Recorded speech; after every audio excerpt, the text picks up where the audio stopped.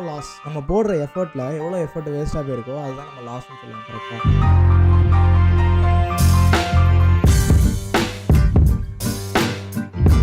அதே மாதிரி தாங்க மெஷின் லேர்னிங்லையும். லைக் இப்போது நீங்கள் ஒரு மாடலை ட்ரெயின் பண்ணுறீங்க, அதில் ட்ரெயின் பண்ணதில் எவ்வளோ ப்ரெடிக்டட் வேல்யூ வந்துட்டு கரெக்டாக இருக்குது, லைக் நம்ம போட்ட எஃபர்ட் வந்து எவ்வளோ கரெக்டாக இருக்கோ அதிலிருந்து எவ்வளோ தப்பாக இருக்குது, இந்த ரேஷ்னாலிட்டி இருக்குது பார்த்தீங்களா, இதை மெஷர் பண்ணுறது தான் லாஸ் ஃபங்க்ஷனுங்கிற ஒரு விஷயம் இருக்குது. ஸோ இந்த லாஸ் ஃபங்க்ஷன் என்ன பண்ணுன்னா, use to measure how well a model predicts by comparing predicted value and actual value. Like நமக்கு வந்துட்டு ப்ரெடிக்டட் வேல்யூ இருக்கும், மாடல் ப்ரெடிக்ட் பண்ணது, அதேமாதிரி ஆக்சுவல் வேல்யூ இருக்கும். இது ரெண்டுத்துக்கும் நடுவில் உள்ள டிஃப்ரென்ஸ் வந்து எவ்வளோக்கு எவ்வளோ மினிமைஸ்டாக இருக்கும், ஓகேவா, அவ்வளோக்கு எவ்வளோ நமக்கு நல்லது.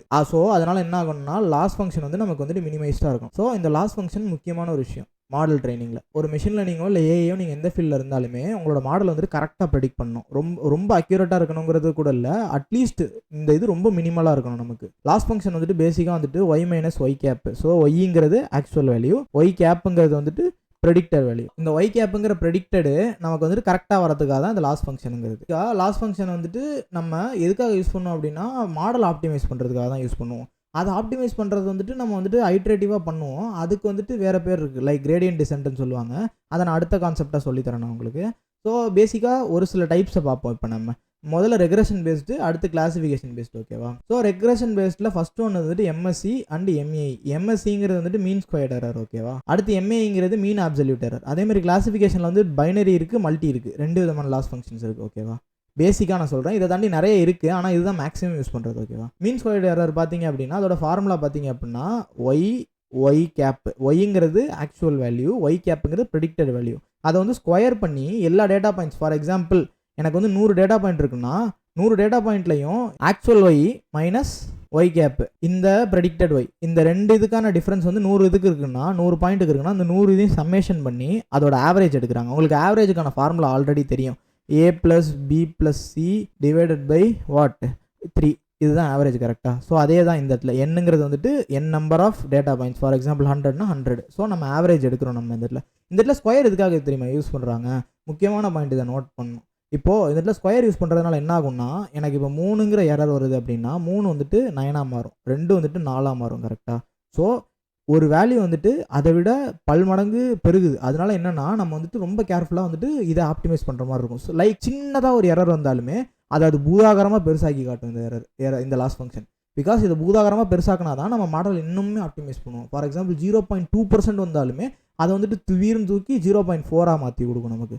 ஸோ பயங்கரமாக இது லாஸ் ஃபங்க்ஷன் பயங்கரமாக கட்டுறதுனால நம்ம என்ன பண்ணுவோம் அப்படின்னா ஆப்டிமைஸ் பண்ணுறதுக்கு நிறைய ட்ரை பண்ணுவோம், ஓகேவா. ஸோ அதனால இது கொஞ்சம் எஃபெக்டிவானது. Mean squared error, mean absolute error ஒன்றுமே கிடையாது, அதே இதுதான் மீன் ஸ்கொயர்ட் எரரே தான். மீன் ஸ்கொயர்ட் எரரில் இதில் ஸ்கொயர் மட்டும் இல்லை, அவ்வளோதான், வேறு எதுவுமே கிடையாது அப்சல்யூட் எரர். ஸோ இது கொஞ்சம் வந்துட்டு லிபரலாக இருக்கும், மாடலை வந்துட்டு கொஞ்சம் லிபரலாக விடும். லைக் 0.2 வந்துச்சுன்னா சரி ஓகே 0.2 தான் சொல்லும் டேரெக்டாக. இது கொஞ்சம் லிபரலான லாஸ் ஃபங்க்ஷனு. தென் ஆஃப்டர் வந்துட்டு நம்ம கிளாசிஃபிகேஷன் பேஸ்டில் லாஸ் ஃபங்க்ஷன்ஸ் இருக்குது. நான் ஆல்ரெடி சொல்லியிருந்தேன் கிளாசிஃபிகேஷனில் வந்துட்டு 2-3 டைப் இருக்குன்ட்டு. ஸோ ஃபஸ்ட்டு டைப் வந்துட்டு பைனரி கிளாசிஃபிகேஷன், அதாவது என்னென்னா நமக்கு 0 or 1 இல்லை எஸ் ஆர் நோ. ஸோ இந்த மாதிரி வேலைகளுக்கு மட்டும் நம்ம யூஸ் பண்ணுறது வந்துட்டு binary type of classification. Like வந்துட்டு நம்ம எந்த வேல்யூ வந்தாலுமே 0 to 1க்குள்ளே அடைக்கிறோம், ஓகேவா. ஸோ இதுதான் பைனரி கிளாசிஃபிகேஷன். அந்த பைனரி கிளாசிஃபிகேஷனுக்கு உள்ள லாஸ் ஃபங்க்ஷன் தான் பைனரி கிராஸ் என்ட்ரோஃபி லாஸ்ன்னு சொல்லுவாங்க, ஓகேவா. இந்த ஃபார்முலா பார்க்கறதுக்கு தலை சுற்றுற மாதிரி தான் இருக்கும், ஆனால் ஒன்றுமே கிடையாது. பேசிக்காக வந்துட்டு என்ன பண்ணியிருக்காங்க அப்படின்னா லாக்ஸை யூஸ் பண்ணி, லாக் ஃபங்க்ஷன், லாகரிதமிக் ஃபங்க்ஷனை யூஸ் பண்ணி அவங்க என்ன பண்ணியிருக்காங்க அப்படின்னா எல்லா வேல்யூஸ், லைக் நமக்கு வர வேல்யூஸ் இருக்குல்ல ஒய் வேல்யூஸ், அதை வந்துட்டு என்ன பண்ணிருக்காங்க ஸ்குவீஸ் பண்ணியிருக்காங்க உள்ளுக்குள்ளே. ஸ்குவீஸ் பண்ணி அதை 0லேருந்து 1க்குள்ளே ஏதோ ஒரு நம்பருக்குள்ளே வந்துட்டு ஸ்குவீஸ் பண்ணுறதுக்காக இந்த லாக் ஃபங்க்ஷன் யூஸ் பண்ணியிருக்காங்க. இந்த கான்செப்டை பற்றி நான் உங்கள்கிட்ட ஆல்ரெடி சொல்லியிருப்பேன்.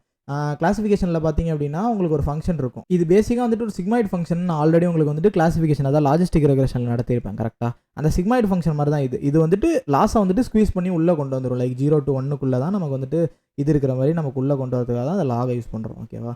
பேசிக்காக இந்த ஃபார்முலா எல்லாமே டெரிவேட்டிவ். ஆனால் உங்களுக்கு மேக்ஸ் லைக் மேத்தமெட்டிக்கலாக இது டெப்த்தாக போனோம் அப்படின்னா நீங்கள் நெட்டில் பாருங்கள். இது இல்லை எனக்கு கமெண்ட் பண்ணுங்கள், நான் உங்களுக்கு இது மேத்தமெட்டிக்கலாக டெப்த்தாகவே நடத்துகிறேன். ஏன்னா இது வந்துட்டு லைக் இந்த லாஸ் ஃபங்க்ஷனை வந்துட்டு நம்ம டிரைவ் பண்ணி ஒன்றும் பண்ண போகிறது கிடையாது. இதை யூஸ் பண்ணி நம்ம மாடல் ஆப்டிமைஸ் பண்ணுறதுக்கு ஒரு மேத்தமெட்டிக்கல் ஃபங்க்ஷன் எழுதுனா கூட அதில் ஒரு அர்த்தம் இருக்குது. இதை டிரைவ் பண்ணி ஒன்றும் பண்ண போகிறது கிடையாது, ஓகேவா.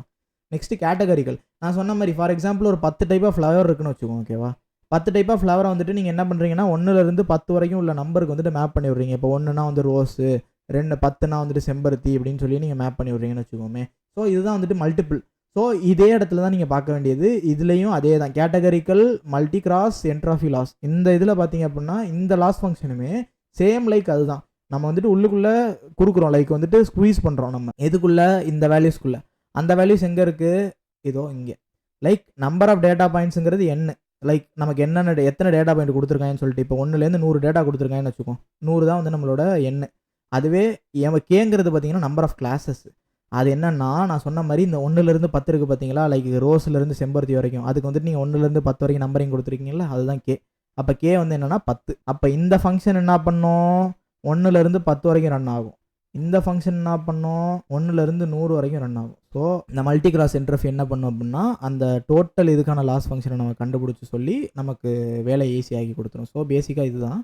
ஸோ இந்த இடத்துல நீங்கள் கவனிக்க வேண்டிய விஷயம் என்னென்னா, இது மட்டும் வந்துட்டு லாஸ் ஃபங்க்ஷன்ஸ் கிடையாது, இதை தாண்டி நிறைய லாஸ் ஃபங்க்ஷன்ஸ் இருக்குது. இப்போ நீங்கள் பார்த்தீங்க அப்படின்னா கம்ப்யூட்டர் விஷன் இருக்குது. கம்ப்யூட்டர் விஷனில் என்னென்னா, மாடல்ஸ் வந்துட்டு ஒரு இமேஜ் வந்து ரெக்கக்னைஸ் பண்ணும், வீடியோ ரெக்கக்னைஸ் பண்ணும். அதில் வீடியோஸில் இமேஜில் என்ன இருக்குது, பிக்சல்ஸ் இருக்குது. ஓகேவா, இந்த பிக்சலுக்கு வந்துட்டு உங்களுக்கு நீங்கள் பார்த்தீங்க அப்படின்னா உங்களுக்கு என்ட்ரோஃபி லாஸஸ் இருக்குது, அதேமாதிரி லாஸ் ஃபங்க்ஷன்ஸ் இருக்குது, பிக்சல் லாஸ் ஃபங்க்ஷன் சொல்லுவாங்க. ஓகேவா, ஸோ இந்த மாதிரி நிறையா இருக்குது லாஸ் ஃபங்க்ஷன்ஸ். ஆனால் நம்ம அவ்வளோ டெப்த்தாக எப்போ போகணும் அப்படின்னா, நீங்கள் எப்போல்லாம் இந்த அல்காரிதம்ஸை படிக்கிறீங்களோ, லைக் இந்த பிக்சல் ரெக்கக்னைஸ் பண்ணுறதுக்கெல்லாம் அல்காரிதம் நிறையா இருக்குது. ஸோ அந்த அல்காரிதம்லாம் படிக்கும்போது நம்ம இந்த லாஸ் ஃபங்க்ஷனுக்கு வரும். ஓகேவா, ஸோ நான் அடுத்தடுத்து போடுற வீடியோஸில் வந்துட்டு நான் லாஸ் ஃபங்க்ஷன்ஸை பற்றியும் சேர்த்து நடத்துவேன் நான் ஒருத்துக்கும்.